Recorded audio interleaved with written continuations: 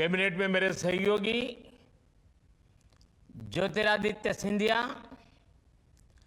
और इस समिट में शामिल हो रहे देवी और सज्जनों, इंडो जर्मन पार्टनरशिप में आज एक नया अध्याय जुड़ रहा है। भारत के TV9 ने फ्राउ एफ बे, स्टुटगार्ट और बाडेन व्यूर्टेम्बर्ग के साथ जर्मनी में इस समिट आयोजित की है।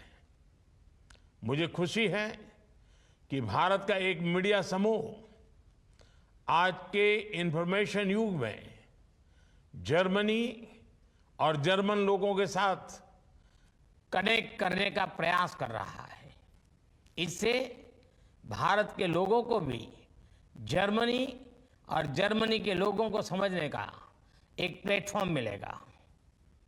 मुझे इस बात की भी खुशी है कि News9 इंग्लिश न्यूज चैनल भी लॉन्च किया जा रहा है।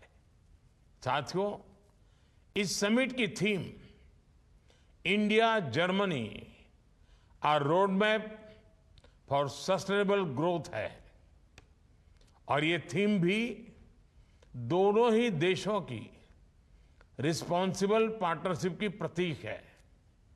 बीते 2 दिनों में आप सभी ने इकोनॉमिक इश्यूज के साथ साथ स्पोर्ट्स और एंटरटेनमेंट से जुड़े मुद्दों पर भी बहुत सकारात्मक बातचीत की है। साथियों, यूरोप जियो पॉलिटिकल रिलेशंस और ट्रेड एंड इन्वेस्टमेंट दोनों के लिहाज से भारत के लिए एक इम्पोर्टेंट स्ट्रेटेजिक रीजन है और जर्मनी हमारे मोस्ट इम्पोर्टेंट पार्टनर में से एक है। 2024 में इंडो जर्मन स्ट्रेटेजिक पार्टनरशिप के 25 साल पूरे हुए हैं और ये वर्ष इस पार्टनरशिप के लिए ऐतिहासिक है, विशेष रहा है। पिछले महीने ही चांसलर शोल्ज अपनी तीसरी भारत यात्रा पर थे।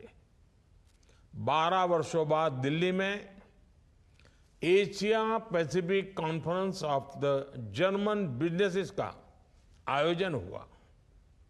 इसमें जर्मनी ने focus on India document release किया।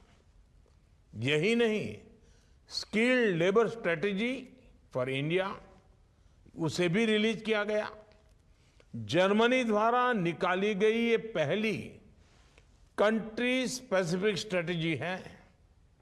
साथियों, भारत जर्मनी स्ट्रेटेजिक पार्टनरशिप को भले ही 25 वर्ष हुए हो, लेकिन हमारा आत्मीय रिश्ता शताब्दियों पुराना है।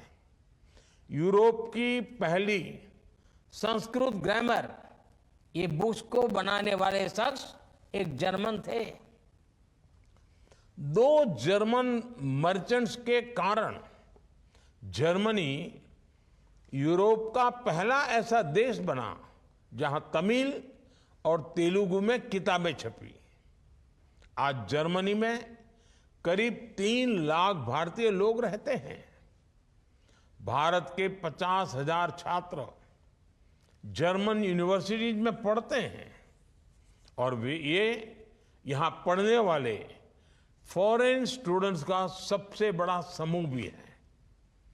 भारत जर्मनी रिश्तों का एक और पहलू भारत में नजर आता है। आज भारत में 1800 से ज्यादा जर्मन कंपनियां काम कर रही है। इन कंपनियों ने पिछले 3-4 साल में $15 बिलियन का निवेश भी किया है।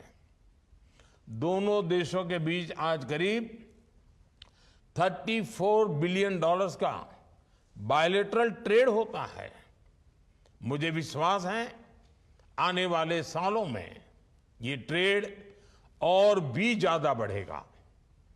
मैं ऐसा इसलिए कह रहा हूं क्योंकि बीते कुछ सालों में भारत और जर्मनी की आपसी पार्टनरशिप लगातार सशक्त हुई हैं।